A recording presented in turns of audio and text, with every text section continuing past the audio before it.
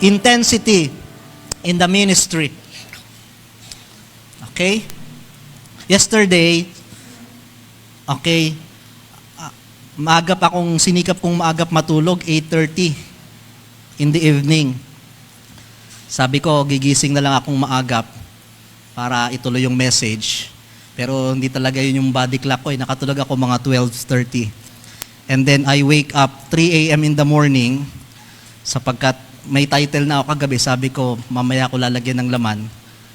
At bukod doon, kaya ako yung nag-alarm sapagkat pinanood ko yung championship ng USA versus France. I've been watching the basketball games, especially USA, live, no? Lahat ng yan, kahit madaling araw, sapagkat this is the last moment for LeBron James, na siguro ko ay magpe-play po sa Olympics. And last night championship game is an intense game, sapagkat hindi lumalayo yung lamang, the highest lead siguro 14, in fact last 3 minutes napababa pa ng 6 or 2.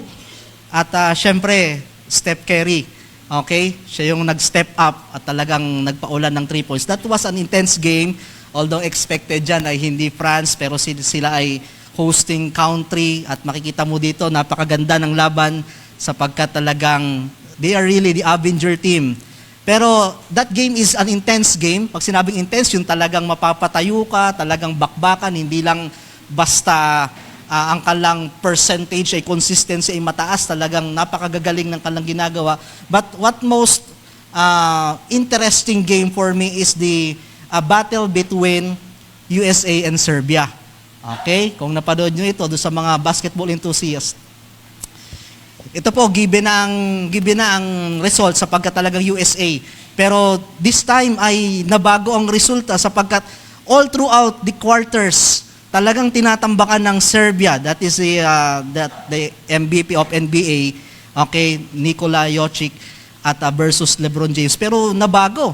At napakalaki ng pressure kay LeBron sapagkat kailangan ginto, hindi mababali ang record ng USA at magkakaroon ng tuldok sa tinatawag na the GOAT pag hindi siya nakapag-uwi ng ginto. At mukhang talagang tatalunin sapagkat all throughout the quarters, hindi makahabol ang USA. Nandun na yung kalang best of the best. Sabi nga, ito na yung tatalo pa sa Dream Team. Pero baligtad ang nangyari, not until last 2 minutes, lamang pa ng 10, I think 10 or 8 ang USA. 2 minutes, what is 2 minutes? Napakabilis to lang yan, ubusin ng oras.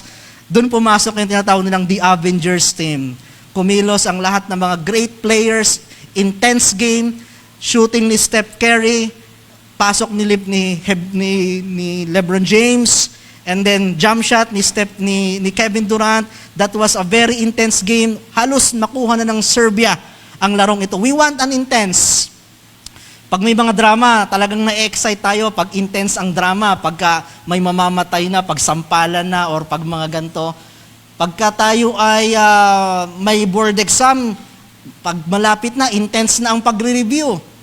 Pagka kayo ay may pupuntahang event at kayo ay nakapagpasukat na ng mga damit at malapit na, iba yung kayo ay nagda-diet-diet, pero pag malapit na at malayo pa ang bewang nyo, intense ang inyong pagda-diet, di ba? That is what we call intensity.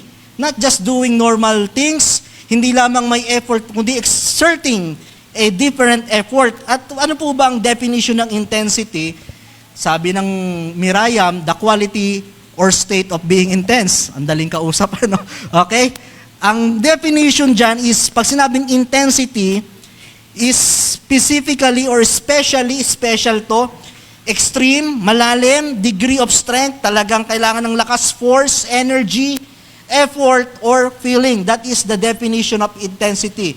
So, pinag-aralan natin last time, we may be intense in our work, we may be intense in our study, we may be intense in our service, pero ang pinag-uusapan natin dito is our intensity in the ministry. At last week or last 2 weeks ago, tinignan natin yung graph, nasan ba tayo? Okay? Yung first graph, para maintindihan natin, is the level of longevity. Pag sinabing longevity, ito po, let's say, meron dyang 1 to 10, that is the 10 years in the ministry, 10 days or 10 months in school. Pero let's talk about the ministry. Let's say, you have 10 years in the ministry. Pag sinabing longevity, okay, simula ngayon, hanggang sa pagtatapos mo, natapos mo. Maring nung year 1, may apoy ka, lumakas ng konti nung year 2, nung year 3, nababawasan, yung year 5, nawala ka, bumalik ka nung year 6, tapos nawala ka uli, pero nakabalik ka pa rin, naitawid mo pa rin. Before na tayo ay magkaroon ng pagsusulit sa Panginoon, nandun ka pa rin.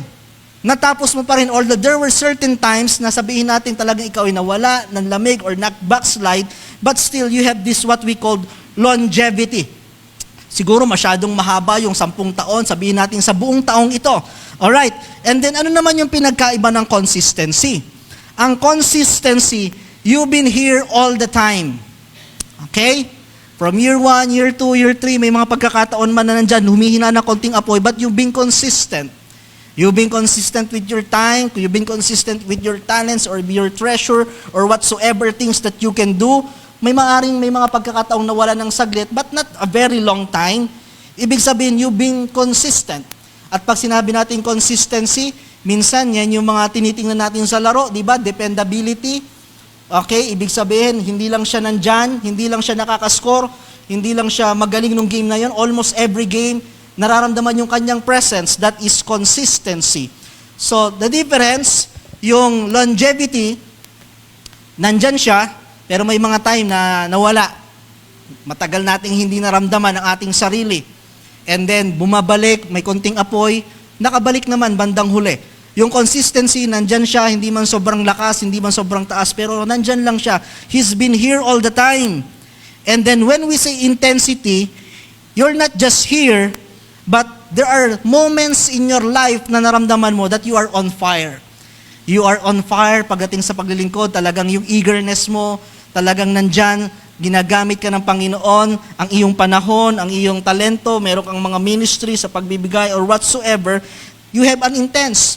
Usually, pag nagsisimula ang isang Kristiyano, intense yan, medyo nagde-decline ng konti, may konting iglap, and then may mga time na nare-revive uli, tumataas uli. But all throughout, nandyan lang po ang intensity. On the other hand, meron tayong tinatawag na discontinuity. Ano yung discontinuity? Nagsimula, maaaring on fire or mahina ang apoy, pero wala na. Nawala, bumangon ng konti, and then hindi na nakapagtapos. Okay, it happened sa mga paaralan, maraming magagaling sa umpisa, ang gagaling magsusulat, ang lilinis ng papel, di ba? Pero bandang huli, hindi na pumapasok. Sa mga paaralan, sa school, sa mga trabaho, and it can happen also in the ministry. But somehow, naririto tayo ngayon, patuloy yung ating paglilingkod sa ating Panginoon. Pero hindi po lahat nagkaroon ng longevity. So, in our goal, hindi lamang tayo nagpapatuloy. In our goal, we try to be consistent, but somehow, hindi po tayo laging intense. May panahon lang talaga yan na tayo nagiging intense sa gawain. Kaya nga sa boxing, merong tinatawag na prime. Sa basketball, may tinatawag na career high. Career high. Ito yung time na kung saan kasagsagan ng iyong lakas. Sabi nila, Manny Pacquiao, 8th World Division Champion, pero yung masasabi nating prime Manny Pacquiao, nag-umpisa sa laban ni Antonio Barrera. After nyan, sunod-sunod na. Iba yung Manny Pacquiao dati, talagang aggressive. Suntok kung suntok, lahat, knockout nung pahuli. Unanimous decision na lang, yan o. Ang taas na kasi, pero yung prime Manny Pacquiao, although yung longevity, yung consistency nandun pa rin, pero yung prime, merong moment sa buhay ni Manny Pacquiao na masasabi niyang intense. Meron siyang taon na kung saan ito yung aking talagang ibinigay ko yung effort. I exert more effort. Now, sa ating buhay paglilingkod, ganun din mga kapatid. May panapanahon yung pagiging intense natin, hindi laging ganun, but somehow, once upon a time in your Christian life, dapat may masasabi kang time that you have been intense.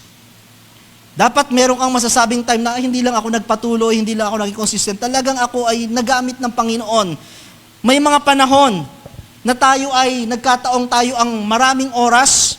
May mga panahon na tayo ang nagkaroon ng maraming pagkakataon to share our talents and even our treasure for such a time as this. Katulad po ng sabi po ni Esther, sa mga panahon na kung saan ang mga Israelita ay nanganganib. Hindi panahon ng mga ibang tao, pero si Esther po nalagay sa magandang kalalagayan. Nandun siya sa sitwasyon na marami siyang kayang gawin upang iligtas ang bayang Israel. Kaya po, sabi po sa kanya, for such a time as this, Esther, panahon mo ngayon.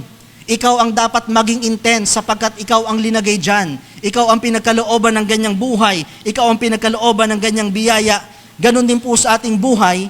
It should be our desire na magkaroon tayo ng panahon na kung saan we are mostly intense to the service of the Lord. Sabi ng Panginoon sa Ecclesiastes chapter 12 verse 1, remember your Creator in the days of the youth. Especially sa mga kabataan, kayo ang tinutukoy dito. Before the days of trouble come, bago pa man yung dumating yung kayo ay busy na, marami ng problema. The years draw near when you will say, I have no pleasure in them. Remember your Creator in the days of the youth. Lalo pa kung kayo kabataan, mas lalong dapat kayo ay maging intense sa Diyos sapagkat kayo ay nakababata pa. Mas marami kayong panahon. Bagamat sabihin natin busy na rin kayo, pero mas busy ang mga susunod, mas mayaman kayo sa panahon, mas meron kayong kalakasan. Remember the Lord thy God in the days of the youth, na kung saan balang araw masasabi mo din, na bagamat ako ay humihina sa gawain, nangangalay na sa gawain, but there are times in my life na kung saan nung ako ay may kalakasan, ginamit ako ng Panginoon sa gawain with intensity. Kung kayo ay nagiging kapakinabangan sa inyong school, walang problema, maganda yan. Kung kayo ay masisipag sa ibang bagay, maganda yan. Pero ang ating buhay ay hindi lamang linaan para sa mga bagay na yan. Kung merong mang higit na nakikinabang mismo ang Diyos na hinihingian mo ng buhay. Young people, I encourage you, huwag kayong papayag na kayo ay longevity lang, nandito rin naman, nakakarating. Make something for God. Do something for the ministry. Hindi mo naman i-expect na si Nanay Ate Remy, si Nanay Consor dito ang pakilos-kilos na nagtuturo ng bata. Tapos na yung intensity nila. Pero kung kayo ngayon ang pinagkalooban ng mga ganyang oras, ng ganyang panahon, ng ganyang lakas, use it for God's glory. Amen. Sabi po sa Luke chapter 12 verse 48, but he that knew not and did not commit things worthy of stripes shall be beaten with few stripes. For unto whomsoever much is given, binigyan ka ng marami, of whom shall be much required. Whom shall much be required? Kung ikaw ay binigyan ng mas marami ang i-account mo sa Panginoon. Kung ikaw ay binibigyan pa ng kalakasan, hindi ka pa mahina, you will give account to God kung ano ang ginagawa mo sa kalakasan mo. Panapanahon. Kung ikaw ang binebless ng Panginoon sa mga talento, meron kang mga talento na alam mong pwede mong magamit sa ministry, the Lord gave you talents, strength, so much given, so much required. And if the Lord gave you so much treasure, ikaw ay binibless, maaring sa time hindi na, maaring sa talents hindi ka na masyado, pero sa ibang bagay ka binibigyan ng Diyos, you will give account to God. So much given, so much required. So sa ating pong buhay, somehow, masabi natin, panapanahon yan eh. Diba? Kaya nga yung mga college dito, na mga graduate na, mga dating nandito workers, sabi ko, mga nagtatrabaho na, tapos na yung panahon nyo, sa ibang bagay naman kayo gagamitin ng Diyos. Sa giving, be intense with the giving. Diba? Merong pang time, merong pang talent, biyaya na lang yun, na lahat ng portion, intense tayo. Pero may mga time na nagde-decline din. Pero ang challenge po, sa buhay ng isang Kristiyano, give best to the Lord hanggat meron kang lakas, hanggat meron ka pang panahon, at hanggang pinapadaloy sa iyo ang pagpapala ng Diyos.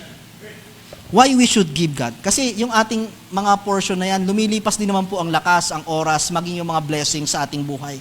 Pero at least masabi mo, nung panahon na ako'y blines ng Diyos, naging intense ako, naging katiwala ako. Nung panahon na ako'y malakas pa. Why we should be intense in the ministry? Number one, God deserves our best. That's the simple reason. God deserves our best. Great is the Lord, and greatly to be praised. And His greatness is unsearchable. Paulit-ulit, napakadakila ng ating Panginoon. Tulad ng inaawit natin, dakila ka, O Diyos. Kung nakikilala mo ang Diyos sa iyong buhay, kung nakikita mo ang Kanyang kabutihan, you will worship God according to the worth of your relationship with Him. Hindi po mahirap na maging dedicated tayo sa gawain. God deserves our best. Sabi sa 116 verse 12, what shall I render unto the Lord for all the benefits towards me? Ang Diyos ang daming binibigay sa akin, pero sabi po nagwika ng salmong ito, ano naman kaya yung pwede kong maibigay sa Diyos? What shall I render unto the Lord? Sa lahat ng benefits, sa lahat ng goodness na binibigay sa atin ng Panginoon, even God shows intensity of His love and sacrifice. Yung pagmamahal ng Diyos intense, yung sakripisyo ng Diyos intense para sa atin. Intense ang love niya sapagkat sabi ng Panginoon, He that spared not His own Son, but delivered Him up from us all. Ibig sabihin po nito, mismong yung anak niya, ang dami naman pwedeng ibigay ng Diyos, pero mismong anak niya, yung pinakang mahalaga, intense ang kanyang ibinigay, His own Son. Hindi lang binigay, buti sana kung dumating ang Diyos, nakasakay sa karawahe, may mga naglilingkod, ginawang hari, pero siya'y naging tulad ng isang servant, pinahirapan at namatay, intense sacrifice. Kaya kung makikita mo ano ang binigay ng Diyos sa atin, intense love, intense sacrifice. The question is, what shall I render unto the Lord for all His benefits toward me? May I say to you, God deserves our best. God deserves our best. Yun ang isang dahilan. Bakit kailangan minsan, kung paanong nagiging the best ang trato natin sa tao, walang masama, nagiging the best ang trato natin sa mga pinaglilingkuran natin. But God deserves our best. We should not just give a complacent service to the Lord. Let's put our best to the Lord. Pangalawang bagay, bakit kailangan natin na maging intense sa gawain ng Diyos? It is the main purpose of life. Isaiah 43 verse 21. These people have I formed for myself, they shall shew forth my praise. Yun ang dahilan ng buhay. If you are asking, what is the meaning of this life? Maaring meron tayong mga iba-ibang track, mga course na tinatahak. That is just a secondary reason. Ang tunay na magsasabi kung ano ang purpose ng isang bagay, yung lumikha ng bagay. Diba? Itong baso, okay, itong telepono, maraming pwedeng gawin ito. Pwedeng pang bato, di ba? Pwedeng pang kaskas or kung ano pa man. Pero ang magsasabi, at para saan ba talaga ang cellphone? Yung lumikha ng cellphone. You can do whatever you want in your life. Pero ang magsasabi pa rin, ano bang disenyo ba tayo ginawa? Ang creator natin, wala kundi ang Diyos. We are meant for relationship. Nung ginawa ang tao, connected siya sa Diyos. May Diyos talagang kasama ang tao. Pero dahil sa kasalanan, napalayo, napalihis, nagkasala. Kaya ang purpose ng tao, makabalik sa Diyos. Hanggat hindi ka nakakabalik sa Diyos, hanggat hindi mo na itatama ang relasyon mo sa Diyos, pwede mong gawin lahat ng pwede mong gawin, pero hindi magiging kompleto ang buhay mo until you find your purpose. Wala pa nga si Eva, nandun na ang Diyos, kasama na ni Adan. Ibig sabihin, wala pa man yung mga tao sa buhay nyo, ang pinakang mahalagang koneksyon ng tao ay dapat sa Diyos. We are not just meant for relationship. Ngayong nagkaroon ka na ng relasyon sa Diyos, we are not just meant for relationship, but we are meant for worship. Hindi sapat na may relasyon tayo sa Diyos. Ang layunin ng tao, ba't ba tayo nandito pa? Because we are not just meant to bring back our relationship. Eh ngayon, kung naibalik na pala ang relasyon mo sa Diyos, may langit ka nang hinihintay. Bakit nandito pa? Because we are still meant for worship or for service. Ang tungkulin ng tao, binibigyan tayo ng Panginoon, hindi siya madamot, gawin niyo ang mga gusto niyo sa buhay. Ilaan niyo ang inyong panahon, ang inyong oras, ang inyong lakas, ang inyong kayamanan. But there are some portions of your life na dapat naiintindihan mo, na kung tutuusin, ito ang pinakang purpose ng buhay, that you are living for Christ. That is the main purpose. Kasi kung hindi mo naiintindihan yon, magiging intense ka sa trabaho, magiging intense ka sa pag-aaral, walang masama sa mga bagay na yan. But all of those things that you've been intense for your whole life, at the end of your life, iiwanan mo din lahat. Lahat ng inipon mo, may kukuha ring iba. Sa una ka mag-anak mo pa, bandang huli, mga malalayong wala nang pinagpaguran. Kung yun lang pala ang purpose ng buhay, it's a sad purpose. Dahil merong tunay na purpose ang Panginoon. It is a purpose-driven life that we should be intense in the ministry. Panghuling bagay, why we need to be intense in the ministry? The devil is intense with the evil ministry. Kung merong ministry ang mga lingkod ng Diyos, ang Diyos may ministry of evil din ang dyablo. Naglilingkod din sila, nagkakalat din sila ng mga balita, nagkakalat din sila ng mga masasamang bagay. Therefore rejoice ye heaven, and ye that dwell in them. Woe unto the inhabitants of the earth, and to the seals, for the devils come down. You having a great wrath, because he knoweth that he hath a short time. Bagamat sa future pa ito, sinasabi dito, mapalad yung mga nasa langit na, pero kawawa kayong nasa lupa. Bakit? Nandyan na ang dyablo, sapagkat magkakalat na siya ng huling paglalagim, sapagkat alam niya, maiksi na lamang ang oras. Until now, kahit sa ngayon po, alam ng dyablo, defeated na siya. Noong ang Diyos ay napako sa cross, alam niya, wala nang magagawa. There is an offering, there is a medicine, there is an antidote for sin. Pero ang ginagawa ng dyablo, bagamat may gamot, hindi ko hahayaang makarating ang gamot sa kanila. Sasaraduhan ko ang kanilang puso. Gagawin kong mahina ang kamay ng mga tao sa paglilingkod. Pipigilan ko ang kanilang paa. At sabi po dyan, he knoweth that he hath but a short time. Kahit mukhang ang layo pa, pero laging ang nasa isip ng dyablo, double time, overtime. Bakit? Hindi pwedeng may madadagdag pa sa langit. Hindi pwedeng yung mga loved ones nito ay makikilala pa ang Diyos. Hindi pwedeng may makakabalik pa sa paglilingkod. Overtime. Bakit kailangan nating maging intense sa gawain? Sapagkat ang dyablo ay intense. Ang dyablo ay kumikilos. Ang dyablo ay nagmamadali upang ang bawat isa ay hindi makabalik sa relasyon sa Diyos. That's why kung ang dyablo ay intense, we should be intense in the ministry. Nagmamadali rin tayo. Alam nyo ba, tayo parang nakikipag-tug of war sa kaluluwa ng mga mahal nyo sa buhay. Kinukuha ng dyablo, pinapanalangin natin, inaagaw din natin na huwag makuha ng dyablo. But you should do something. We should be intense. Kung ang dyablo, naiisip niya na maiksi na lamang ang buhay, maiksi na lamang ang panahon, dapat we should be intense with winning souls. Kaya kayo pong mga taga-Bukayaw, kaya kayo ay inaabot ng ebanghelyo ng Panginoon. Hindi dahil sa anumang relihiyon, sapagkat ang isang tao, ang pinakang mahalaga yung panunumbalik ng kanyang relasyon sa Diyos. Sapagkat ang isang tao na abutan ng Diyos ng kanyang kamatayan at haharap sa paghuhukom, walang anumang bagay ang tatanungin ng Diyos. Simple lamang, nagkaroon ka ba ng tunay na relasyon sa Diyos? I'm not talking kung kilala mo ang Diyos, Katoliko po ako, Baptist. No, tunay ba yan? At kung tunay yan, may bunga yan. Nakikipag-agawan tayo sa dyablo. Satan, he may not allow you to commit immorality. Di ba sa mga kabataan ngayon, pansin nyo, ang hirap. Buti nga sa atin, meron pa, alam nyo ba sa Amerika, dying na mga churches. Wala na mga young people. Ang hirap sa kabataan ngayon. Kasi bakit? Intense ang dyablo.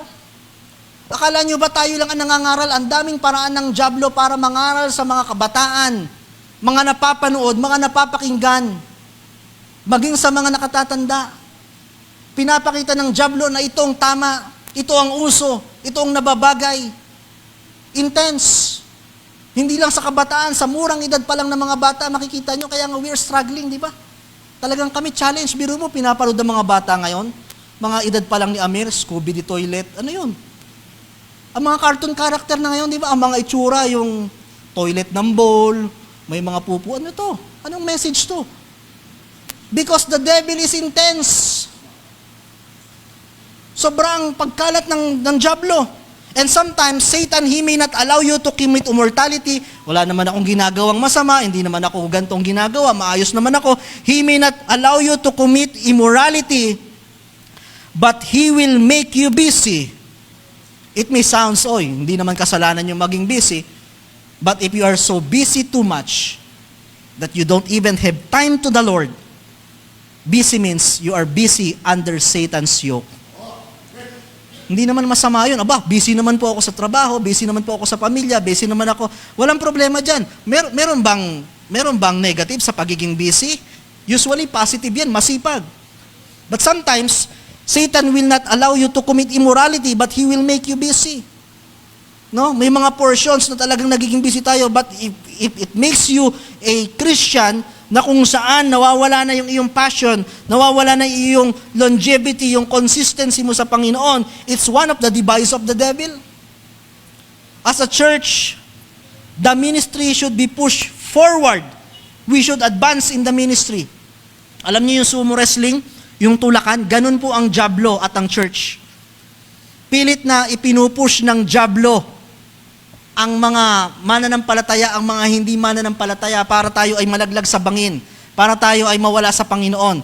Pero ang church, ang gagamitin ng Diyos to push forward, to advance the kingdom of God. Ang church ang gagamitin. Kaya dapat ang church maging intense tayo. Nagtutulungan tayo sa kahit anumang paraan. Nang sa ganon, ang jablo ay hindi makakilos. Nang sa ganon, we move forward for the advancement of the gospel. There is a definition between magnitude and intensity. Diba? Ayon kay Kuya Jess sa Pag-asa. Yung magnitude, yun yung lakas ng lindol. Okay? Pero yung lakas ng lindol, malalaman lang ang tunay na lakas nun sa epekto. Yung intensity. Pwedeng parehas kayong 7 magnitude, pwedeng parehas kayo ng lakas ng magnitude, pero dahil ang lugar nyo ay marupok, may fault line, mas malakas yung intensity sa inyo. Ibig sabihin ng intensity, yun yung impact na nagawa, yung effect. Ngayon, ang pinag-uusapan natin is when we say intensity, the impact or the effect. So what is the intensity or the impact of your life to your family? Kasama rin yan, mahalaga. Kailangan may impact tayo. Kailangan may impact sa family. Hindi impact to ha, impact. Kailangan nararamdaman yung nagiging intense ka rin. May time na naging intense ka. What is your impact to the society, to your community, to your school? But most of all, ano naman ang impact mo sa church? Hello? You should have. Next year, nandito ka rin naman eh. Next year, the other year, pero ano ang naging impact mo talaga sa church?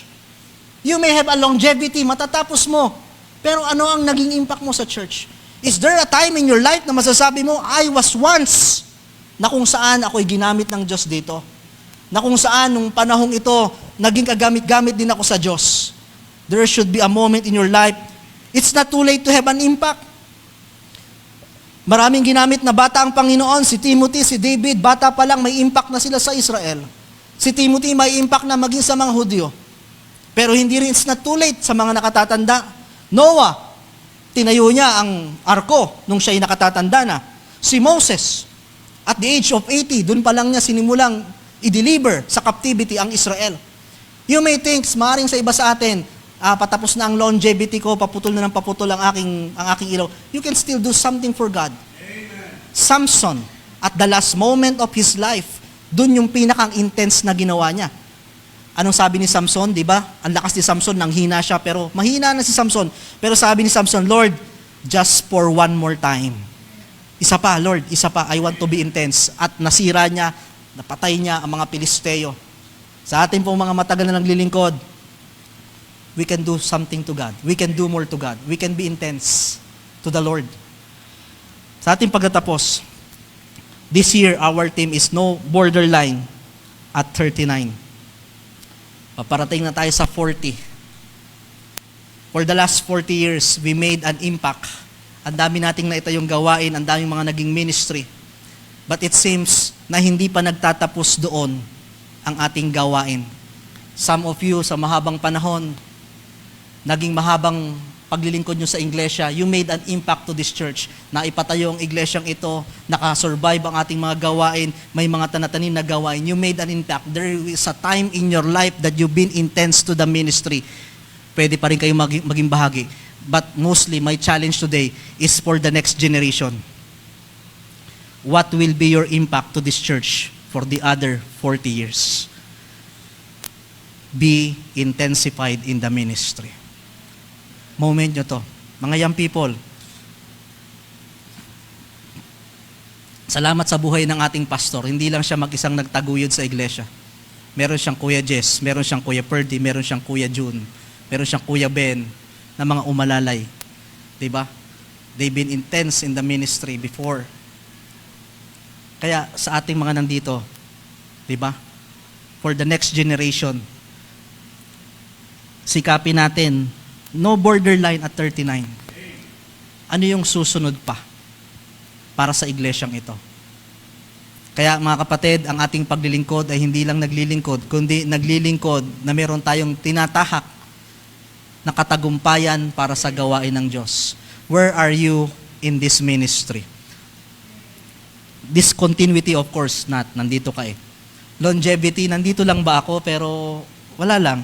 Parang basta't nandito lang. Consistency, I've been here. Kahit papaano sunisikap ko, nakabalik, nakapagbigay. Or intensity, baka naman for such a time as this, panahon ko ito. Diba? Panahon ko ito. Dati panahon nila, sila ang mga choir members, dati panahon nila, baka naman panahon nyo ito. Diba? Kaya sa gawain po ng Panginoon mga kapatid, tayo ay nananalangin sapagkat ang ating paglilingkod sa Diyos, this will be a long, long journey. A long, long journey. Magpasalamat tayo sa ating mga senior, talagang pinakang maaagap, lagi natin chinecheck ang kanilang mga attendance, ang kanilang mga kalusugan. Pero sa loob ng mahabang panahon, sila po ay ginamit ng Panginoon sa paglilingkuran. And I encourage you, I challenge you, even sa ating mga Bible studies, mga young people, mga taga-Bukayaw, okay? Sa loob ng mahabang panahon, hindi lang dito masusukat ang inyong paglilingkod. There is a very narrow way sa mga isang nagsabing tumanggap sa Diyos na magpatuloy. That is a very challenging sa inyo kung kaya nyo bang magpatuloy sa paglilingkod sa Diyos. Sapagkat kung papaanong intense ang church sa paghihikayat, intense din ang diablo sa paghihikayat na lumayo sa Diyos. Mas madali ang mag-imbita sa sanlibutan, sa labas, kaysa mag-imbita na makinig ng salita ng Diyos. Sapagkat intense ang diablo. But we will fight the force of the devil. We will intensify our ministry for the Lord.